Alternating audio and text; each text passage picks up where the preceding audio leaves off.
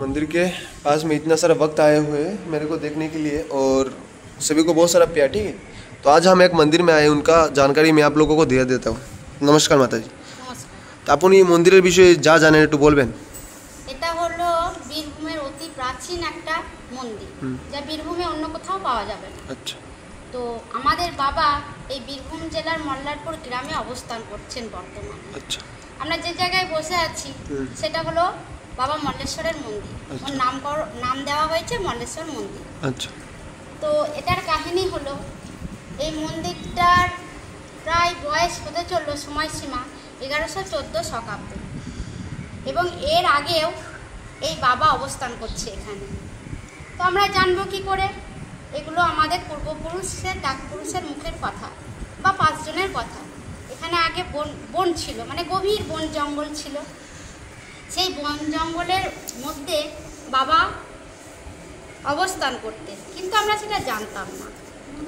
আমাদের সামনে শিবপুর বলে একটা গ্রাম আছে, তো সেই গ্রামে এক গোয়ালা গরু চড়াতে আসতো, এক পাল গরু নিয়ে গরু চড়াতে আসতো।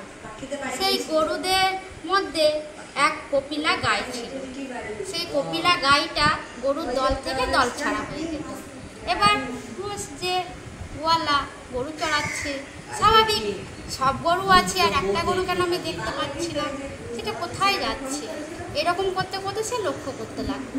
প্রায় 1 দিন 2 দিন 3 দিন 4 দিন গেল। তো 10 দিনের মাথায় তো মানুষ যেমন মা বাবা তার সন্তানকে খোঁজে, সেরকম তো সে খুঁজবেই।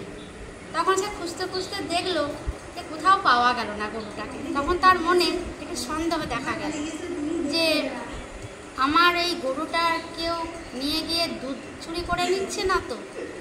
তো সেই হিসাবে সে তদন্ত শুরু করলো। তো দেখলো যে সেই গরুটা হ্যাঁ, যেই মন্দিরটা আছে সেখানে আগে এইগুলো কিন্তু, তো যেই মন্দির আছে বাবার, তো এই মন্দিরটার আগেও বাবা অবস্থান করেছে, তারপরে এই মন্দিরটা নির্মাণ করা হয়েছে। তো এই যেখানে বাবা আছে সেগুলো ছিল বন জঙ্গল।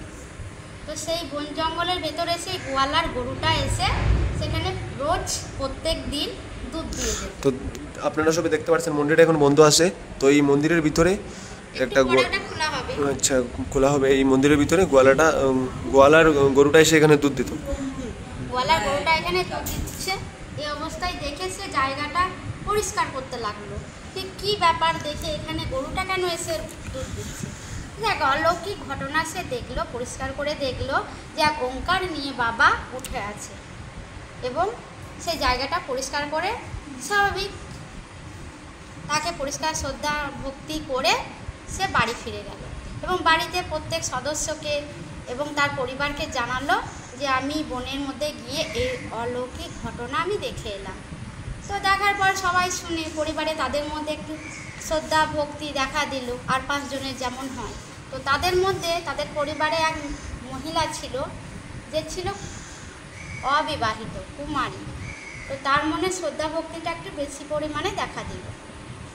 তো সেই শ্রদ্ধা ভক্তির দ্বারা সে প্রত্যেকদিন বাবার কাছে আসতে শুরু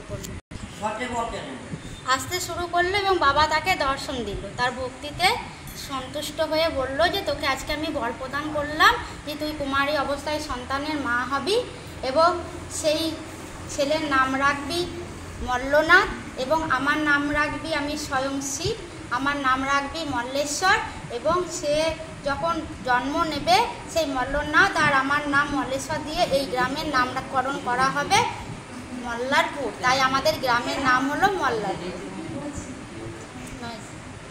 তো মল্লারপুর, তো সে বাড়ি ফিরে গেল।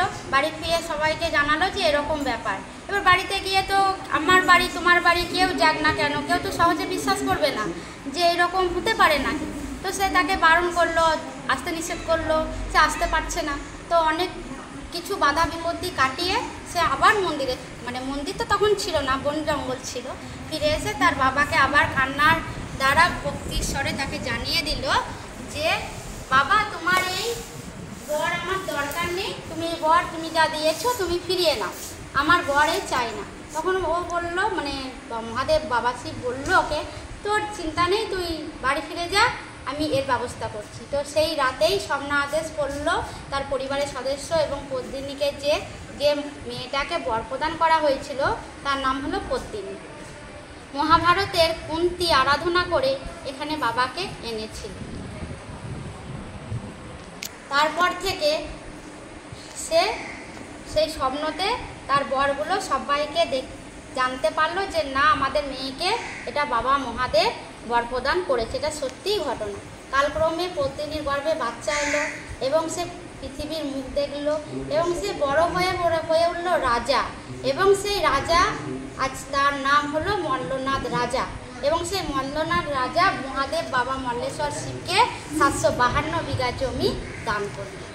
আচ্ছা, তারপরে সেই দান করা জমিতে কেউ বাবার পরমানের জন্য দুধ, আতপ, চিনি এগুলো দেবে, কেউ ঢাক, ঢোল, সানাই বাজাবে। কিন্তু বর্তমানে এখন সেগুলো হয় না, কারণ আমাদের মন্দিরটা এতই পুরনো, মানে সেরকমভাবে আমরা করতে পারি না। যদি